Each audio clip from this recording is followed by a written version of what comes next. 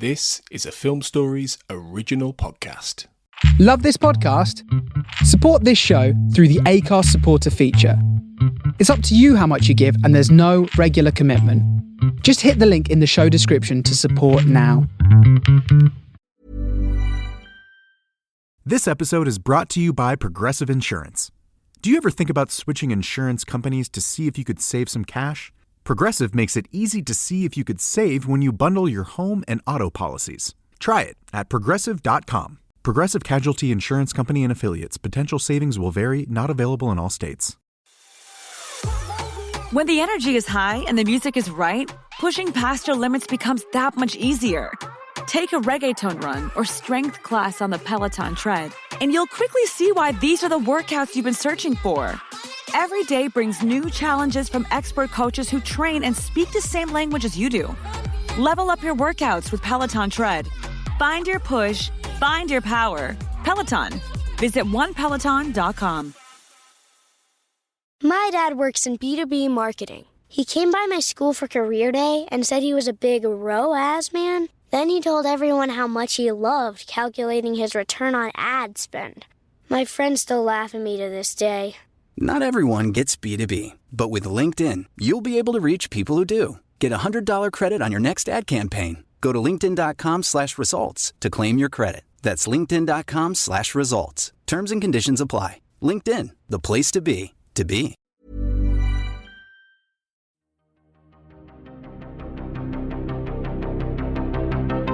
This is Writers on Film, the only podcast dedicated to books on cinema.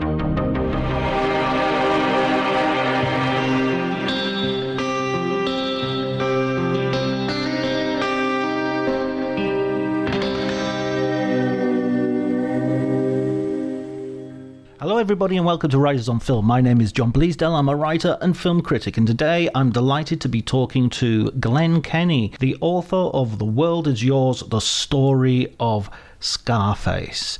Glenn is an old friend of the pod, in fact a very old friend, not in terms of age. I don't want to imply anything rude about Mr. Kenny, but in the fact that he was one of our first guests right at the very beginning of the podcast. And the podcast, which has been going now for over 150 episodes, has got to the point where somebody has had time to go away, write a book, and come back and be on the podcast for a second occasion. So that's amazing. I'm really pleased to have him on. He tells a really interesting story about the making of what would become a classic in gangster films. If you enjoy the episode, please remember to like. You could spread it across social media if you so please. If you leave a review, that's very, very helpful. And also, if you want to try checking out Cinema Italia, the other podcast that I'm running, I'll soon also be running a podcast, the James Bond Book Club, which I'm currently recording. I'll be releasing as soon as I have a few episodes lined up for you. But before you do any of that, please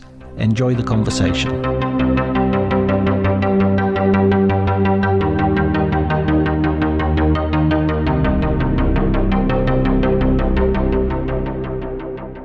You're wearing almost something like a Miami version of a Hawaiian shirt. Yeah, exactly. And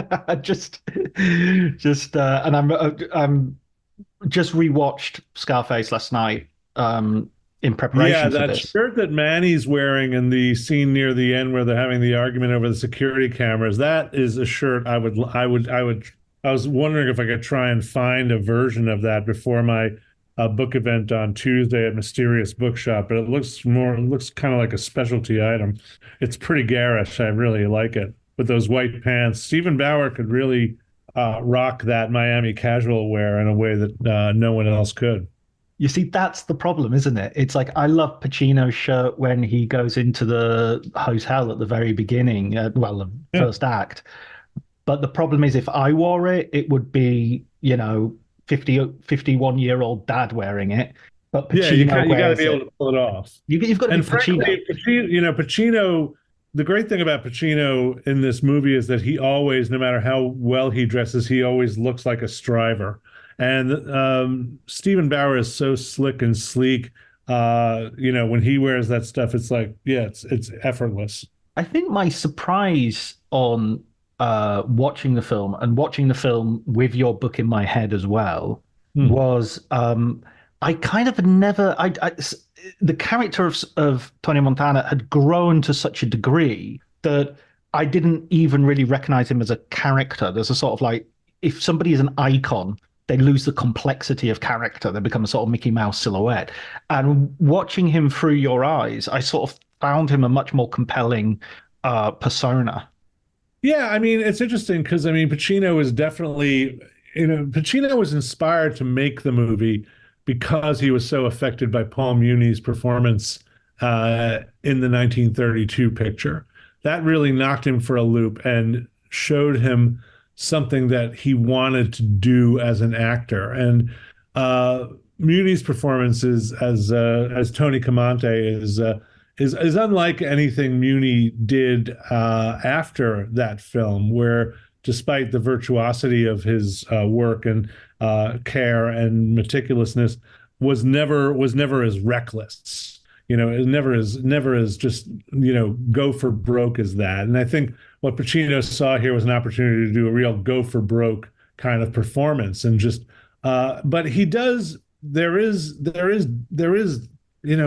within any given scene, he does do things that, seem like recognizably human responses, but within the mode of this guy who's just, you know, completely monomaniacal.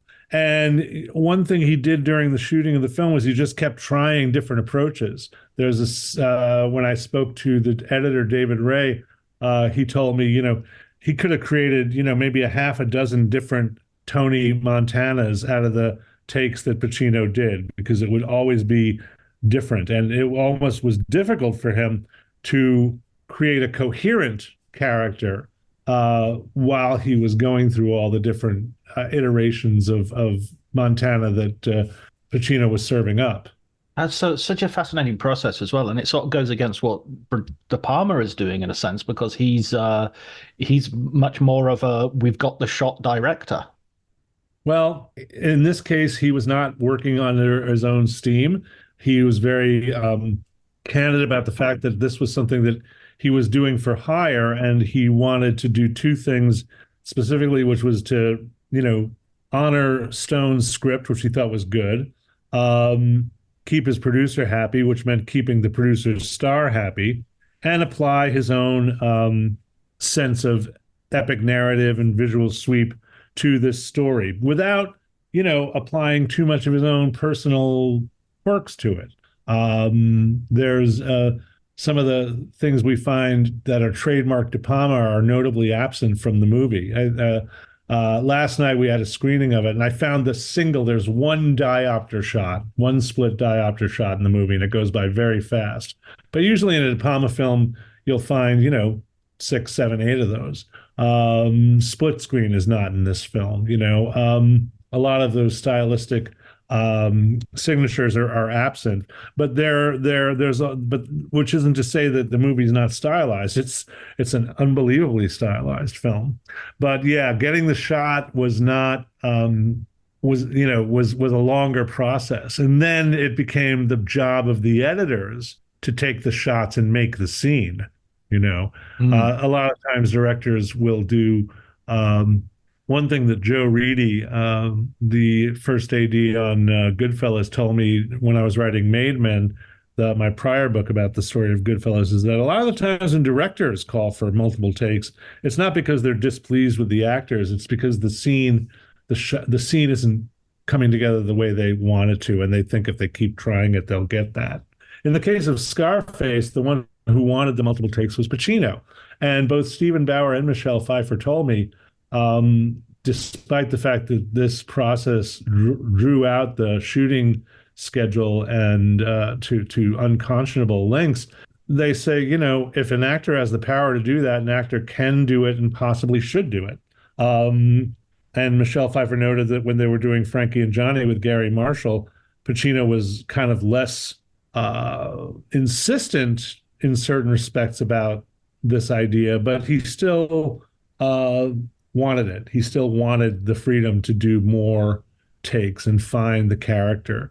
Because it's like he loves the stage, and he says, being on stage, he compares it to the Walendas. It's like you want to be on the wire, and everything else in your life is waiting. And if he's sitting there creating a character, take after take after take after take, that for him is being on the wire. It reminds me of that sort of. Have you heard that Jack Nicholson story of A Few Good Men, where he does all the the camera's on Tom Cruise and he's done his bit, and it's like, well, you don't need to read the lines for Tom, and he's like, no, and he reads a lot. He does his part for Tom, and he does absolutely, yeah. De Niro does that too. The legendary story of Raging Bull, when Jake LaMotta is interrogating Joe Pesci, and asking, "Did you sleep with my wife?" Obviously in saltier language, but De Niro is there doing it, and in fact he's making it worse. He's like, "Did you sleep with your mother?" Just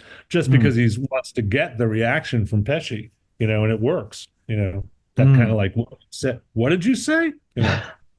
And Nicholson says at the end of the thing, "I love acting." It's just that thing of like that verb of well, why wouldn't you if that's the thing you enjoy the most? Why wouldn't you put yourself out there and do it as much as possible? Yeah, you're an actor. Yeah. I mean, Nicholson happened to be an actor who commanded great, amounts of money and great amounts of deference. But yeah, he likes to act. Absolutely. Let's go back to the very beginning, because I love the way this book started when you're talking about the amendment to the Constitution as being, something which tells a story in and of itself, and how Prohibition invents the gangster film, more or less. Yeah, I mean, that was an interesting thing for me to delve into. We don't always think about it that way, but yeah, I mean, once I looked at Raoul Walsh's The Roaring Twenties and saw that, for this we actually have to go back in time to give us the motor of the plot.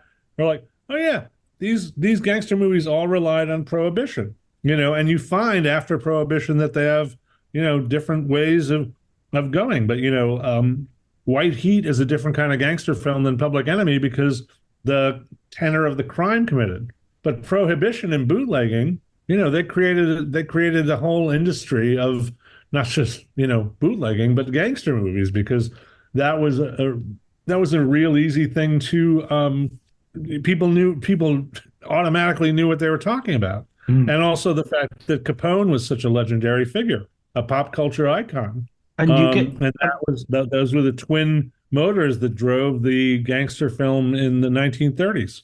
I mean, yeah, I guess before that you really just have bank robbers and Bonnie and Clyde and that sort of outlawry. Yeah, which we didn't start exploring until later on. You couldn't make folk heroes about no studio, despite the fact that there was no production code. There's no studio that would have made a movie lionizing Bonnie and Clyde at the time. Maybe a couple of William Wellman pictures had similar kinds of outlaw protagonists, but not quite those guys. But the bootlegger was a folk hero because the Prohibition was wildly unpopular. They were seen as providing a service, despite the fact that it was done through means that were absolutely dirty and abhorrent and ruthless.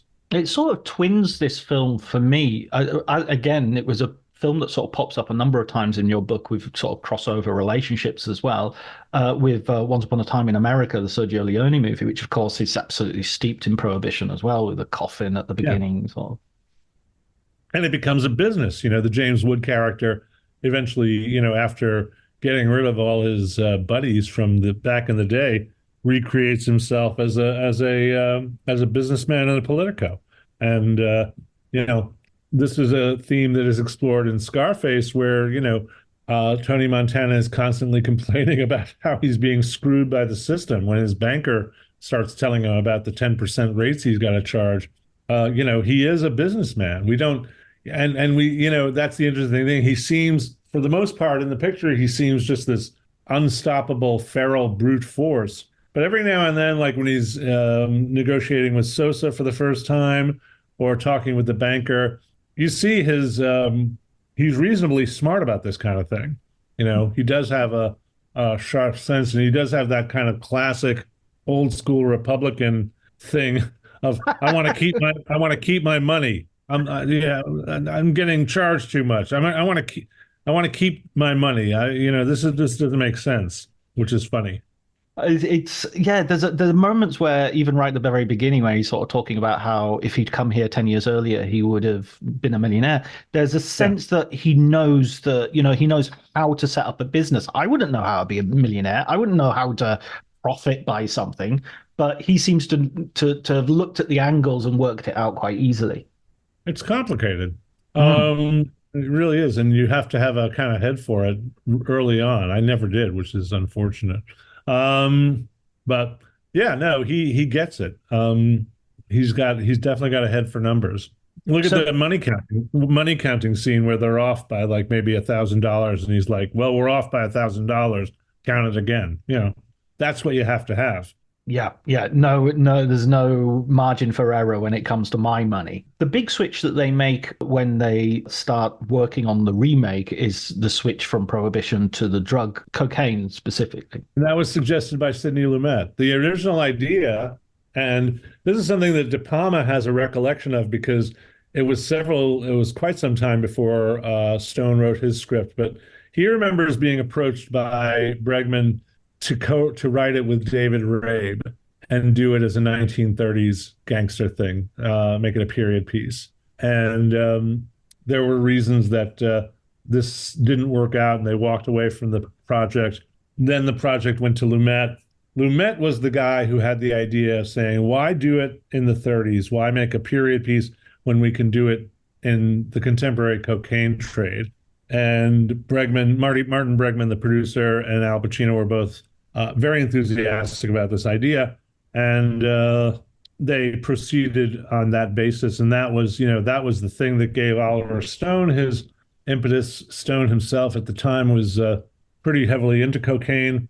So he knew the product. He then set about learning the business, and it helped because, going down to Bimini and hanging out with drug dealers, you're generally, invited to get high with them, which he was able to do. But then he realized he couldn't write while in this state, so he moved to Paris, where the product would be presumably more difficult to get, and it was, and kind of wrote the film more or less sober.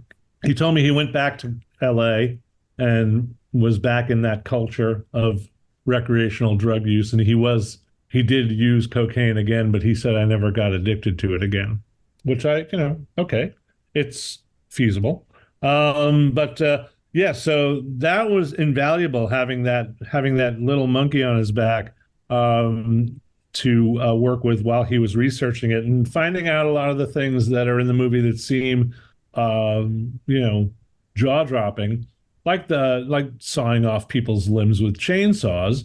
That was a real thing. These people, this is a fierce competition, and because it's a fierce competition in a lawless enterprise, anything goes. And the sort of Latin American culture of the disdain for traitors, chivaros, and the revenge, that's all very real. And he saw that, not firsthand, but certainly close enough to scare the bejesus out of him and his partner at the time. And so he came back with that knowledge, and that's what gave him the impetus to write scenes like the one at the Sunray Motel with the Colombians, the toad and the lizard. Yeah, which is going to be one of the most striking scenes of the film. I mean, it really, and as you sort of quite rightly say, everybody thinks they see far more than they actually see. I was interested in the editor's interview as well, where the editor was saying, I found it really difficult to actually edit that because I didn't want to watch it. He doesn't like to watch it. It's upsetting to him, and he knows exactly how it's faked. That's the funny thing.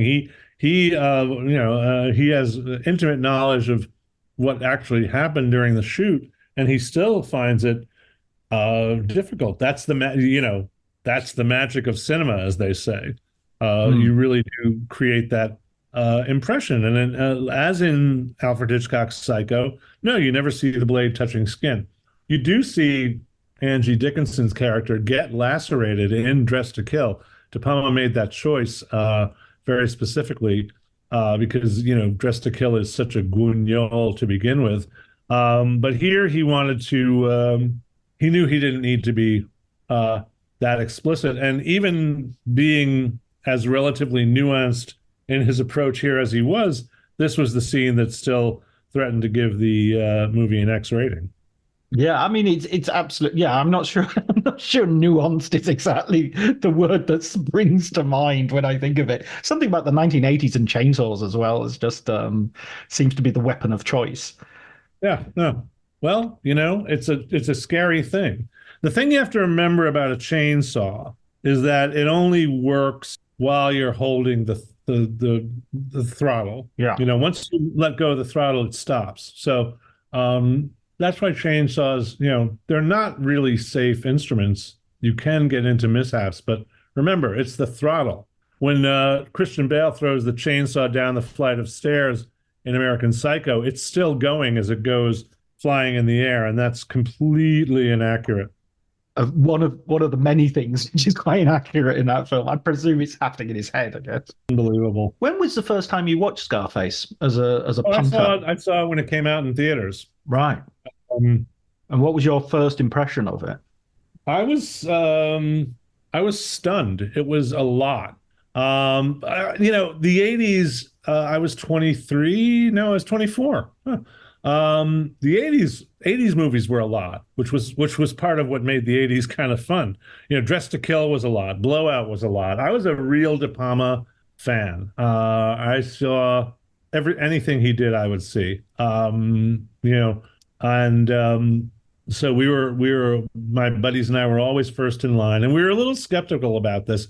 And again, as I think I mentioned in the book, it didn't strike us as a De Palma film as such, for the reasons I mentioned about different kinds of shots and not using split screen and so on. But we were just sort of like blown away. And at the very end, they put out this. There's that title card that says that this film is dedicated to Howard Hawks and Ben Hecht. And one of my friends just guffawed because everything that we had seen in that last shootout scene was so, in its own way, diametrically opposed to Howard Hawks and Ben Hecht that it seemed almost cheeky to include that dedication. And several film critics thought it was literally blasphemous. I now think that it was, sincerely meant. But again, this is such a departure. But it's not. But on the other hand, it's not too much of a departure because honestly, Scarface is the most over the top stylistically. Is the most stylistically over the top movie that Hawks ever made. And by the standard of its time, it was pretty remarkably violent. So, Hawks and Hecht, particularly Hecht, might be appalled by the standards of the time in the 80s being applied to the story, but there you have it. It's not inaccurate. It's sort of crazy that gangster films as well have that DNA running through them, that they have to have the anti-hero who kills people in imaginative and demonstrative and theatrical ways. Usually, I'm just thinking of Jimmy Cagney and those lines about like, oh, you need some air, I'll give you a few holes or something, Oh yeah, that's in White Heat where he shoots through the trunk. Yeah. Also, the fact of the gangsters feeling indestructible. What's interesting about Scarface is that when Tony Montana is under siege at the end, he's kept saying, you messing, again, more colorful language, you messing with me, you mess with the best. And then, he gets shot, dozens of times and he's still standing. And it's crazy. And it reminds you of Cagney at the end of The Public Enemy, where he gets gunned down in the rain and he says, I ain't so tough. But he doesn't die.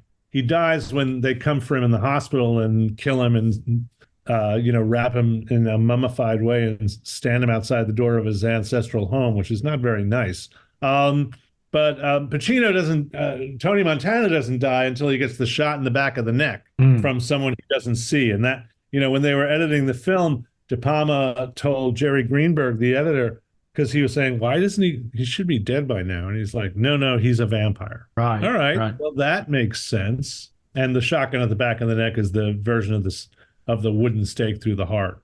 Why not? It also reminded me of David Simon, I think, in Homicide, writes a whole thing about how falling over when you've been shot is a learned response because you've seen it on TV. And if you're high on drugs, you lose that learned response. And so you can just carry on moving until they hit a major artery or a heart or a kneecap or something. He's into it. Bullets just bounce right through him. They just make the cocaine run through his veins that much faster. Um, Concentrate. So they all the bullet wounds become orifices for him to take in yeah, more exactly. cocaine. People have been asking me, it's the weirdest thing. So did they do a lot of coke on the set of this movie? I'm like, no. If they had people, the actual people would have died. First of all, Pacino had never done cocaine, Right. and presumably never did after that. DePalma never touched cocaine. Of all the like Lucas and De Palma is practically abstemious. There's a reason you don't read about De Palma consuming a shit ton of drugs in any of Peter Biskin's account, and that reason is he didn't. He doesn't even behave. He didn't even behave badly in restaurants. So, these were not guys with a lot of experience. Stone had the experience. Bauer, to a certain extent, had the experience, and Bauer also had the experience of living with an addict because he was involved with the actor Melanie Griffith during a difficult time in her young life. So there was that. I don't think Michelle Pfeiffer had ever done it. And her way of acting coked up is different than most people because she just remains on the same sort of ice cold plane throughout. But yeah, you can't make this kind of movie on drugs. It's crazy. I guess it's that thing of it being a movie in the 80s, and we all think, a lot of people have this idea of the 80s being this rampaging decade. We think everybody took drugs. I'll tell you a story not related to the film. I was having dinner many years ago with a group of friends, several of them in the film industry, screenwriters, producers. One's now a studio head. And one of our friends was a musician and composer and for a time a record producer, and was telling us of the time when he was producing 2 albums at once, both by really renowned and respected artists. But they were on the timetable was, one artist would record, in the morning. This episode is brought to you by Progressive Insurance. Do you ever find yourself playing the budgeting game? Well, with the Name Your Price tool from Progressive, you can find options that fit your budget and potentially lower your bills. Try it at Progressive.com. Progressive Casualty Insurance Company and Affiliates. Price and coverage match limited by state law. Not available in all states. My dad works in B2B marketing. He came by my school for career day and said he was a big ROAS man. Then he told everyone how much he loved calculating his return on ad spend. My friends still laugh at me to this day. Not everyone gets B2B, but with LinkedIn, you'll be able to reach people who do. Get a $100 credit on your next ad campaign. Go to linkedin.com/results to claim your credit. That's linkedin.com/results. Terms and conditions apply. LinkedIn, the place to be, to be. And then he would drive across LA to the other studio, and the other artists would record in the evening. And somebody said, wow, you must have been doing a lot of coke to get that done. And he said, I've never done cocaine. And everybody at the table was very ashamed. Yeah, I mean, you need a lot of sleep more than anything if you're gonna do that sort of. You need nap time, which is something Brian De Palma, as you point out. Brian De Palma loved his naps. I mean, Stone is I think Oliver Stone has a different conception of directing from Brian, and that is what led to Stone's observations in his book about De Palma being kind of like a inactive director.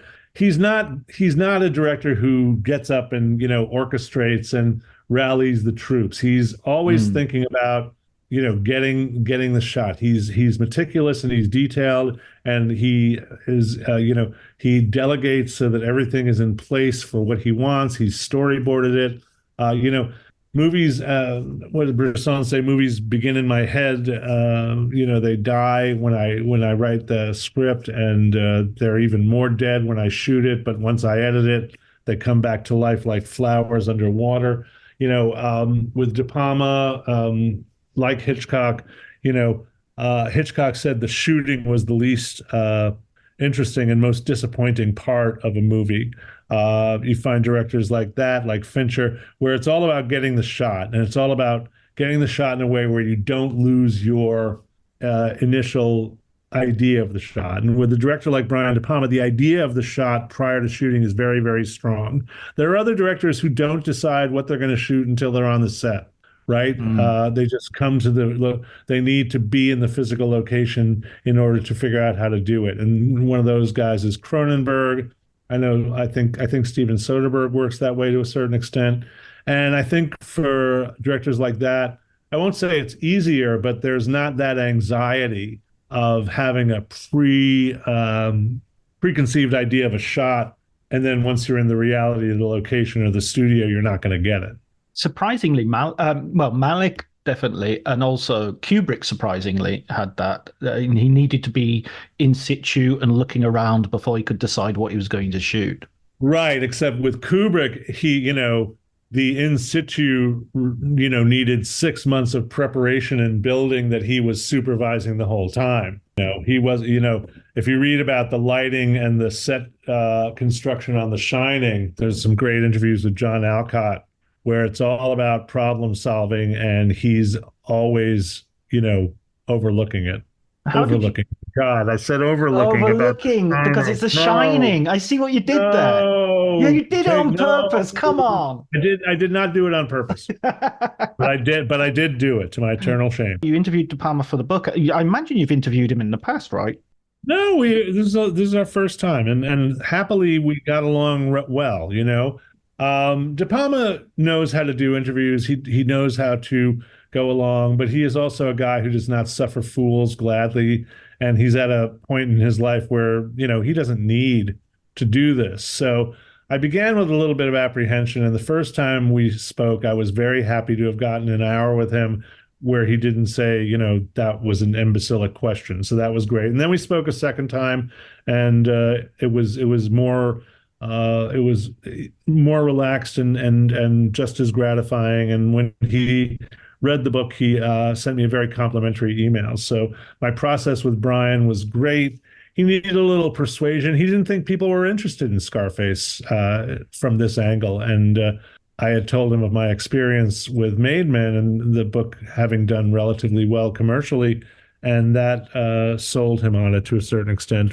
My friend Jay Cox was very helpful in helping me out in terms of communicating with Brian, and Jay figures in the book in a very funny chapter about how the movie got its R rating. Yeah, where he insists that he would show his 10-year-old this as a sort of right. It's a socially relevant movie that every child in the country should see. It's worth it. The way Jay tells it. I hope people go out and get the book and read it, because it is extremely funny. As he narrates this, as he gives me this narrative, he says to me, "Glenn, you're going to lose all respect for me." But I'm like, "No, Jay, I've only gained in respect, frankly." So he was basically bullshitting in order to just get the R rating. Yeah, no, he had no intention of letting his kid see the movie. Interestingly enough, his kid grew up to be a prosecutor, so he did see the movie at a certain point and perhaps was inspired. One of the other points that I thought was interesting about about your how the film has kind of aged, or how it's not necessarily aged, but how it's relevant today, perhaps is a better way of saying it, is that very beginning has a very Trumpy feel, something that you point out in the book. Yeah, I mean, I don't think it's deliberately Trumpy or reactionary, and they did. There's a little prologue saying, about the Mariel boat lift, such as what was it called? But whatever it was, Castro explicitly said, yeah, but Mario Bolov, there's footage of a Castro speech saying these people, we don't want them because they're opposed to the revolution. A lot of people who stayed in Cuba, the Western propaganda, and it is propaganda, has painted, Cuba in the Castro regime as a land of unalloyed misery. And certainly in a lot of respects, there were disadvantages and a lot of human rights violations. But this ignores the fact that there are a lot of Cuban citizens who regard themselves who during the Castro regime believed in the revolution and regarded themselves as enabling the revolution as a long-term process. If you want a better understanding of this, film to watch is Olivier Assayas's Underseen and Underrated WASP Network. Yeah, the Mariel boat lift, what's the crawl says 100,000 came over and approximately 25,000 had criminal records. So they're trying to make it a fair kind of representation, but certainly I can see Donald Trump watching that film, and he's watched this movie. And sort of inspiring that little speech. They're not sending their best people, and he still presses on that. He says they're sending people from insane asylum and prisons, and that complete nobody's sending anybody, by the way. And no, it's crazy. So without necessarily intending to, I think the film had provided a meme for Trump to exploit, to be sure. When it comes to the reputation of this film, I was thinking as well, just when you talked about Brian DePalma just now and how he thought maybe nobody will be interested in a book of this nature, or Scarface in particular, it seems to be a theme that the people actually involved in making the film are kind of a bit baffled by its reputation and by its size in the sort of cultural consciousness. Certainly, the hip hop embrace has bemused both DePalma and Stone. I'm sure that if somebody offered Pacino the opportunity to do a hip hop cameo and the price was right, he'd probably do it. Michelle Pfeiffer is kind of still has her was in Georgia for an event, and her driver was going on about Scarface and saying, hey, I can do all the dialogue from Scarface. Want to hear it? And she's like, okay. Because what are you going to say? But yeah, I think because the box office was not super great when it came out, there was some apprehension about it having a half-life, and it's two things made it two things made it resonate was the hip hop embrace, and then the home video release, which sold more. It was the number one selling home video release of all time for a brief period, and that's when Universal really started getting the getting the money, and so that was pretty terrific. That's exactly how I saw it. I remember it coming out, video rental around about that time with, The Shining and films of that nature, The Exterminator and Rambo. Sure, yeah, and all that. Yeah.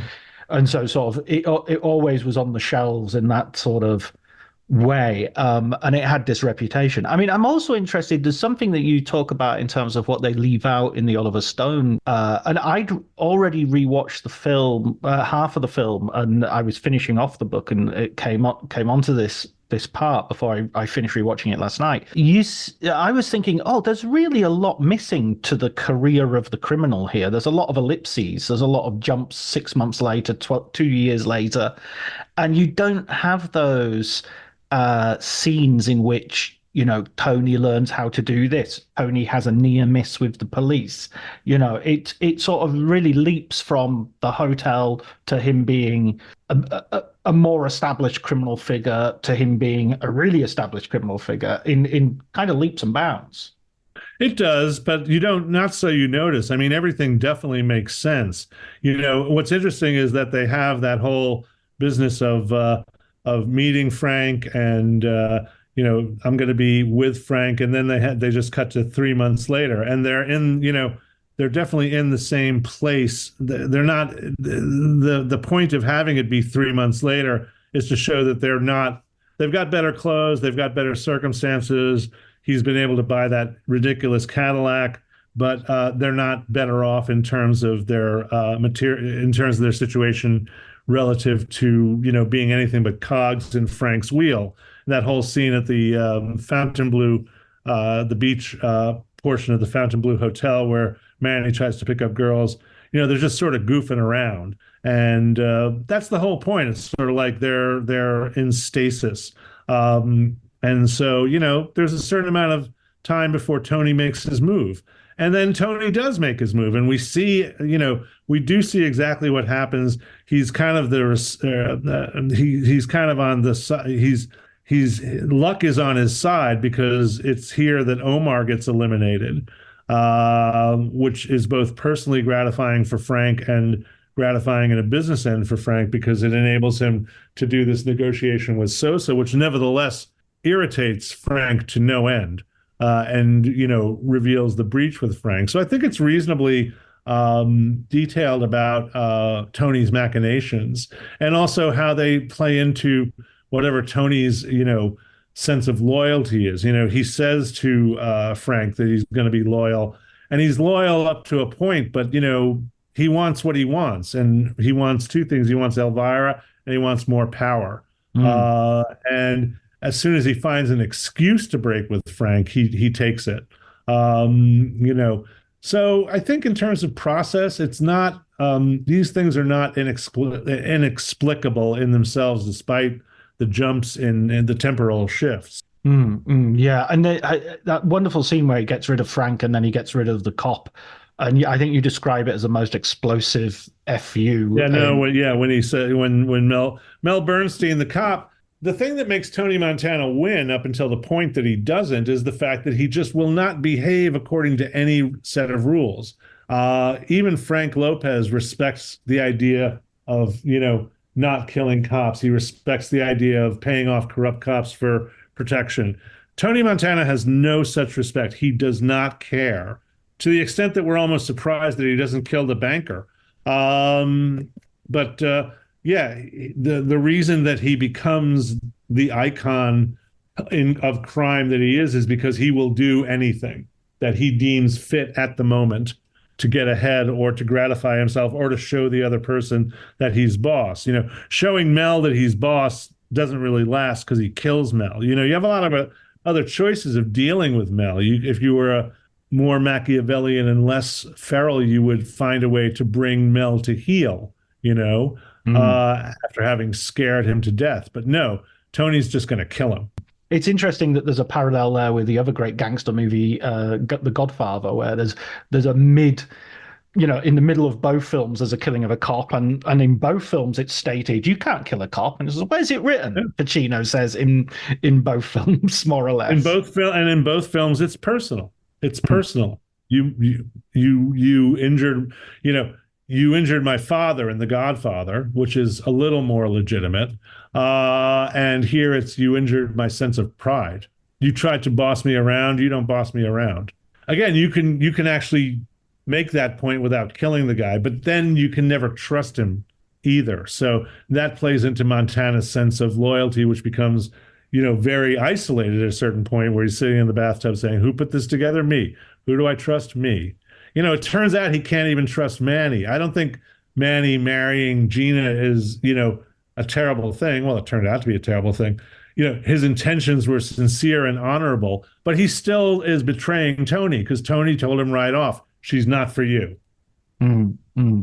And what? So that also strikes me as a sort very Hobbesian kind of existence, right? Yeah. Yeah, blood and red in tooth and claw, and nasty short, and all the rest of it. And that also strikes me as a callback to a sort of white heat Jimmy Cagney having a morbid affection for his mother. A morbid affection for his mother, but it also calls back to the 1932 Scarface, where either Howard Hawks or Ben Hecht, they both take credit because they want to look highbrow, bringing in this classical, Renaissance reference to the Borgias and the incest in the Borgia family and making Tony hot for his sister. Interestingly enough, according to Stephen Bauer, this was the one thing where Pacino kind of drew the line. He was very averse to overtly playing lusting after Gina. He thought that was a bridge too far for Tony Montana. But the thing is, Pacino really has no say in the matter because DePalma, as a cinematic stylist, all he has to do in that nightclub scene is do the cutting from Tony's intense eyes to the close-up of the other guy's hand on Gina's ass, and you have it all right there. Pacino doesn't have to play anything. But it is the reason why Pacino acts so particularly stunned when Gina finally comes in and confronts him and says, "Oh, you want me? Come and get me." And he's like, "What are you talking about?" And to Pacino, that's exactly right. But he's also completely high on drugs, so maybe he thinks he's hallucinating. And it's certainly not the time to take advantage of the offer. So the reaction where he's completely incomprehending of Gina's demands makes sense. And it's also like it's almost that part reminds me more of a horror movie when Yes. he looks at her and there's this chord in the Babylon, this sort of like ding that Giorgio Moroder puts in, and it's almost like something out of a giallo, a zoom and a discordant madness indicating chord. Uh-huh. Yes, very much so. Um, yeah, he's really gone over the, Jay Cox said this is a movie you could call over the top, except there's no top. And because De Palma is also a maestro of horror, he can hit those horror notes very strongly when he intends to. And yeah, at that point we have especially with the sexual angle, her robe hanging open, you almost see the thing that Tony's been, lusting after all this time. And yeah, it's definitely notes of giallo. When it comes to that final shootout, then let's talk about that a little bit. And it has this grand operatic feel. It has this sense that it's taken, as you state, it takes ages for them to actually set up and do. It's kind of dangerous for them to do as well. There's so many guns on the set that they've got to be very careful about. And it's so over the top. It's as you just said with the Jay Cox quotation. Is there even a top to this? How do you think that? What was the conception of that? How did De Palma think? Right, I'm just going to make the biggest shootout. Is it the Wild Bunch that's coming to mind here? It was a couple of things. I think he had the production values right there, the interior, the set, the whole thing, and he also had time. He had time away from Al Pacino because Al Pacino burned his hand on the muzzle of the gun that he was shooting. It's not shooting real ammo, but it's shooting enough incendiary material to create those muzzle flashes. And in the excitement of doing it, he grabbed the muzzle and burned his hand and had to go to the hospital. De Palma is without the guy for this scene, so he just keeps shooting. And it's yeah, and he makes it more and more and more and more and more. And yeah, he rumors have started that Steven Spielberg helped him out. He didn't. Steven is Brian De Palma's great friend. He was on the universe a lot. The way Pacino at the 92nd Street Y is sitting there and he's talking about, I was in the hospital and they kept shooting the scene. They brought Steven Spielberg in. And I'm like thinking, yeah, Brian De Palma doesn't subcontract his shots. I don't think they brought Steven Spielberg in. What happened was, and De Palma was very diplomatic when I brought it up. He says, that's not my recollection. What happened was Steven came by. He was on the lot and he had, I had several cameras doing this one bit of business, and I told him to check on camera 4. And he went and he checked on camera 4 and he told me, yeah, it went off. So that was it. That's Steven Spielberg's contribution to basically looking at a monitor and making sure everything was in frame that he wanted. So now you've written a book, Made Men, about Goodfellas, and you've written a book about Scarface. What is this? Have you got a third sort? Do you want to do a gangster film trilogy, or because you're cornering the market, man? Well, no, my next book I cannot talk about, but it is in the works, and it will not be a gangster film, but it will be a genre film. And by genre film, I mean genre like Western, horror film, gangster film, noir, whatever.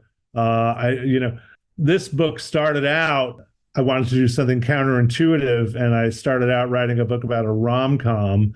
And 6 months in, had to pull the plug on that for a variety of reasons. One thing I decided in the wake of that is do not be counterintuitive.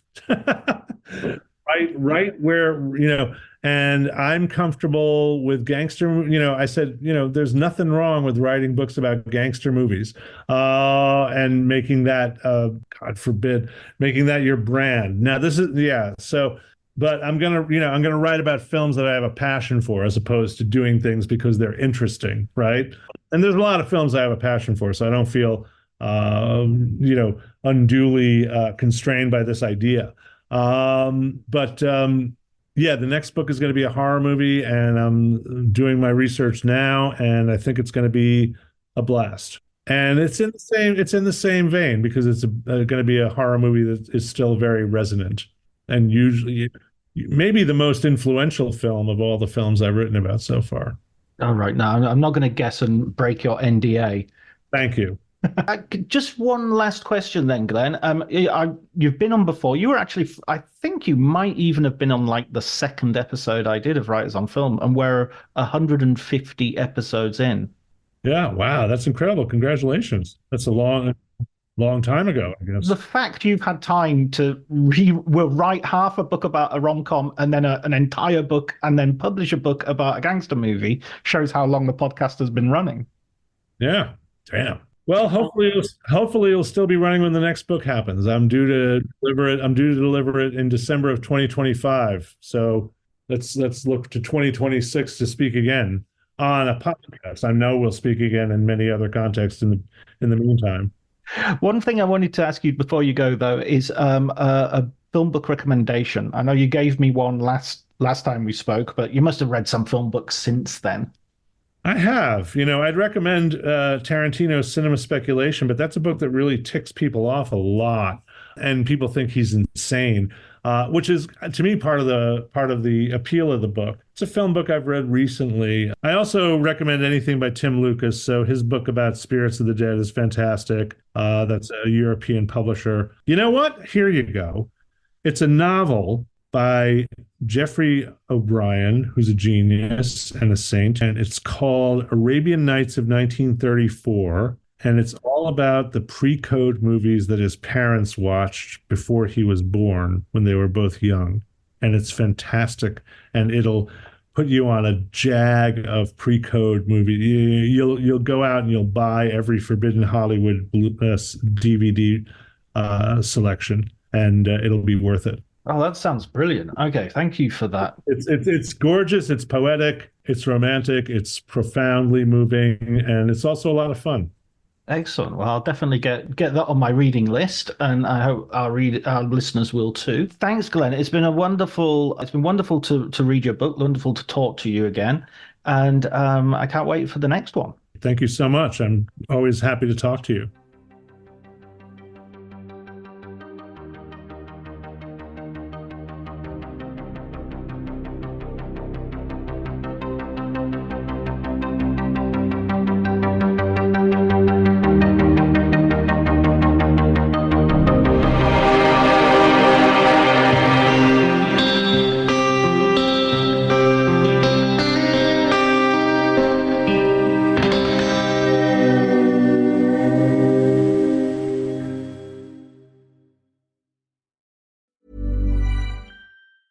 $1-800-Flowers.com knows that a gift is never just a gift. A gift is an expression of everything you feel and helps build more meaningful relationships. 1-800-Flowers takes the pressure off by helping you navigate life's important moments by making it simple to find the perfect gift. From flowers and cookies to cake and chocolate, 1-800-Flowers helps guide you in finding the right gift to say how you feel.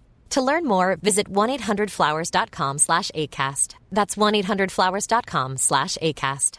This episode is brought to you by Progressive Insurance. Do you ever find yourself playing the budgeting game? Well, with the Name Your Price tool from Progressive, you can find options that fit your budget and potentially lower your bills. Try it at Progressive.com. Progressive Casualty Insurance Company and Affiliates. Price and coverage match limited by state law. Not available in all states. My dad works in B2B marketing. He came by my school for career day and said he was a big ROAS man. Then he told everyone how much he loved calculating his return on ad spend. My friends still laugh at me to this day. Not everyone gets B2B, but with LinkedIn, you'll be able to reach people who do. Get a $100 credit on your next ad campaign. Go to linkedin.com/results to claim your credit. That's linkedin.com/results. Terms and conditions apply. LinkedIn, the place to be, to be.